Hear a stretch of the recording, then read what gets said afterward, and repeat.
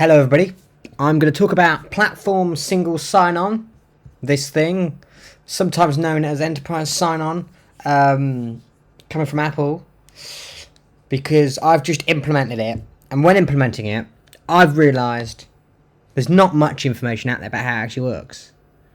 I won't be going into the deep dive of how the technical details on how it works, but I will put some code, and there is some code on my GitHub, I'm going to go over in this video, but it's going to show you how you do the on-device stuff. There's some code out there for the web stuff, but okay, let's get to it. I'll stop yappering about. So what is Platform SSO? So SSO is it's a replacement for like Active Directory or LDAP to allow you to talk to your IDP, your identity provider. It supports some methods, passwords, password with wtrust, and secure enclave keys, smart cards. Essentially meaning you can use your fingerprint and stuff like that. Let's have a look. So this bloke, Tim, I assume it's Tim, has done a whole deep dive on it. Like, he's got some great content. And he's got on his GitHub, maybe not this one, you want his... He's got a server. So he's got the PSSO server. This is a server-side component that runs in Go, that allows you to do platform SSO against. That is this code here. It's great. It does all the server side stuff. There's some handling requirements you have to update when you're actually using it. It only does the password in the token bit. It only does password based authentication for version 1. Whereas it can also require you to do refresh token replacement. This is just some static content that he put in. So if you're going to use this, take note of that.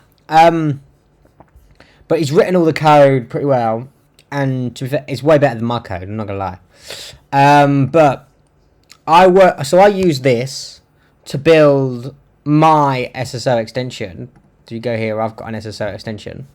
And if you click on like me, you can see that it says I'm registered and I've got auth. So if you if you go onto his GitHub and you go into the releases, he's got an app. He's got this pre-built scissor build blah app, right? Which is great.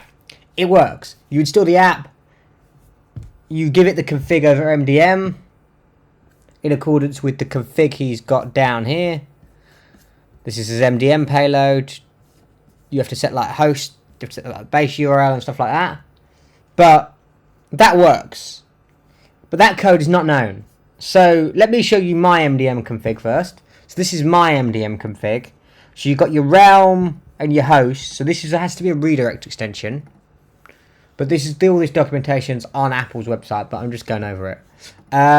You've got your extension identifier, payload, blah, blah, blah, URLs, stuff like that. Then you have this platform SSO extension section. This is where you define platform SSO characteristics. So user authorization mode, groups, enable authorization, true. Admin groups, so we're using group authentication, which actually says, based on what group they're in, assign them different roles. You can make more roles than just an admin role. So based on whether you want them to have access to printers, stuff like that. These are my admin roles. They're supposed to be it's supposed to be admin. I spelled it wrong, and now I'm stuck with it. User shared keys. This allows you to create devices that log in by checking the password against the server, and the server returning back some data that is trusted, and the device unlocking. Enable user create login. Yeah, authenticate mode, password. Other stuff, just like name and stuff. This is hosted on our MDM. Here, this is this. And it's pushed out to a device, which is this Mac. So if I go in here into the general, device management, you can see that it knows about all this sort of stuff. Which is important, because it needs to know. This is the only way to get the computer, or the Mac, to register the SSO extension.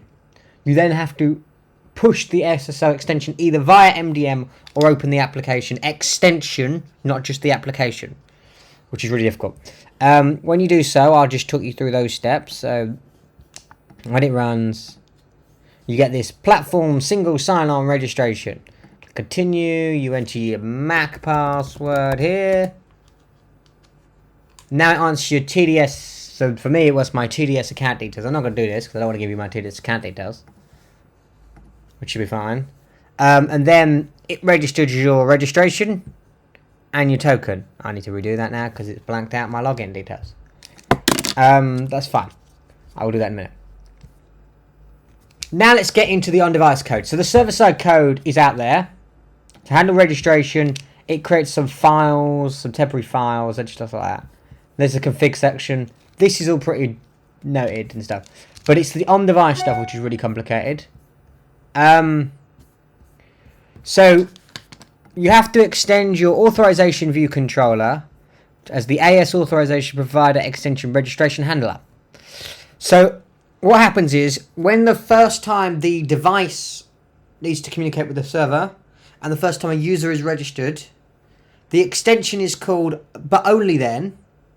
It's then never called to do the actual communication. The communication happens at the device level.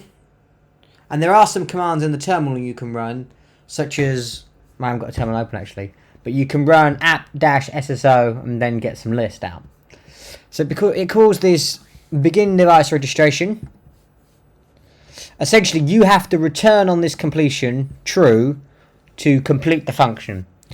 What we do here is we're logging this out as the NSLog because, of course, running this extension outside of Xcode is difficult to. But if you use NSLog, it turns up in the console app. Blah, blah, blah. We create an NS provider logging configuration. We create a new one. We could just import an existing one, but we always create a new one. It requires these things. So token endpoint, the endpoint where it can do the communication about passwords and stuff like that. The JWKS, so your encryption keys and stuff, they're there. And your nonce endpoint to get the nonce token. Yeah, simple. Post request to that, blah, blah, blah. I think there are some documentation if you jump into this.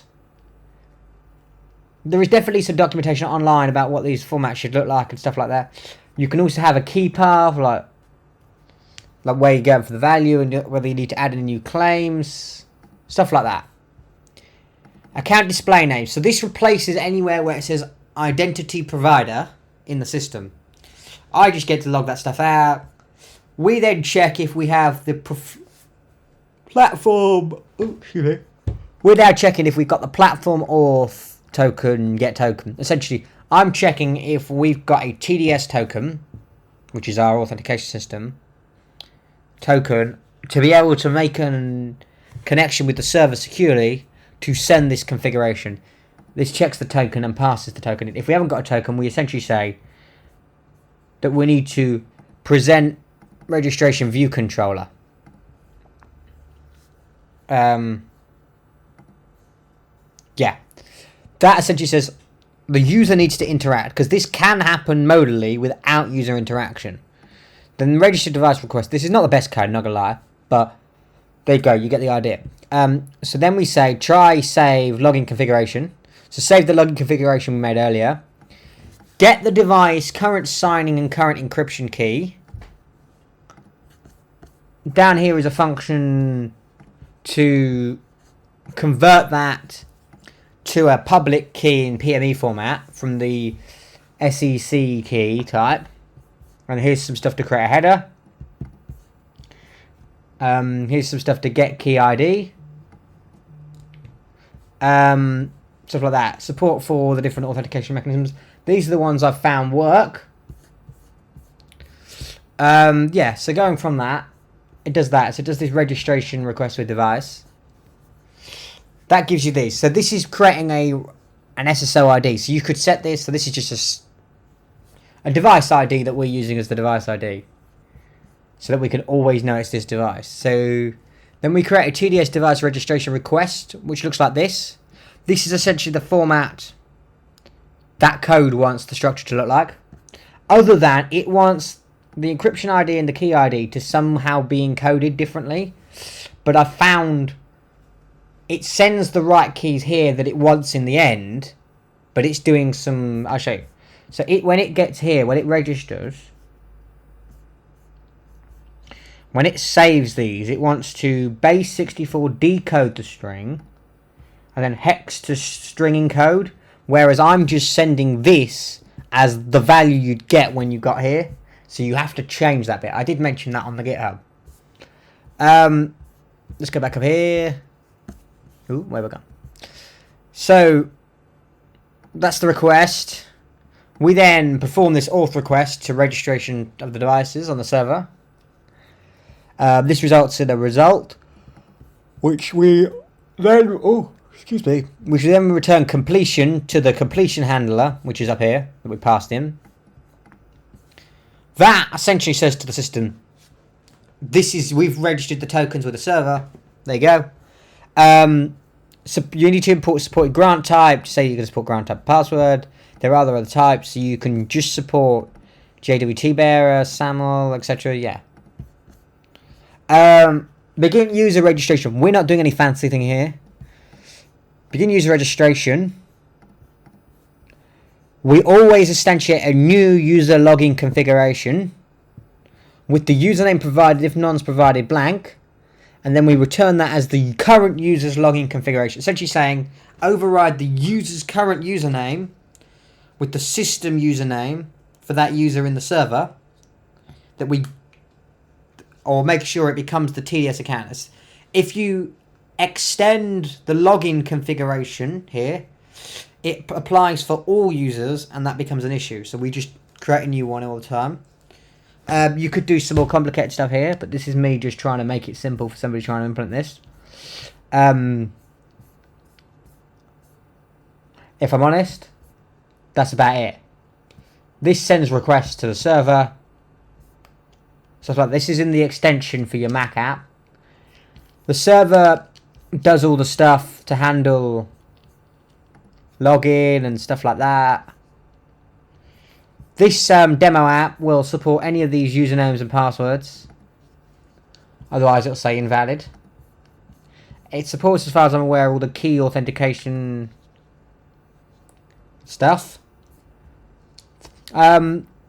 Yeah, then these groups, so you just get assigned. So I'm in the admin group, but yeah, you could just do that, and that allows you to turn users on and off as being admin and stuff like that. Like these users aren't registered yet, but that's because I'm just testing it out at the moment. But I hope this has been interesting, and I hope I've waffled on too much. It's platform SSO. There's not much code about it, but anybody who needs any help, leave some comments down below. I'll get back to you.